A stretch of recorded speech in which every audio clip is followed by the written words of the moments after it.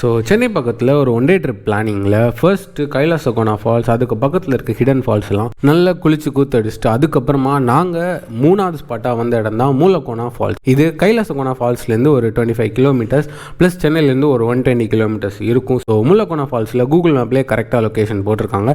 And இங்கே போயிட்டு நீங்கள் வண்டியை ஒரு இடத்துல பார்க் பண்ணிட்டு ஒரு 5 மினிட்ஸ் நடக்கிற மாதிரி தான் இருக்கும். அண்ட் இந்த இடத்துல தண்ணி சீரியஸாக சொல்கிறேன் கிறிஸ்டல் க்ளீனாக இருக்கும். உங்களுக்கு நீச்சல் தெரியாது அப்படின்னா நீங்கள் ஒரு இடத்துல ஸ்டார்டிங்லேயே குளிக்கலாம், இல்லை நீச்சல் தெரியும்னா நீங்கள் இந்த இடத்துல குளிக்கலாம்.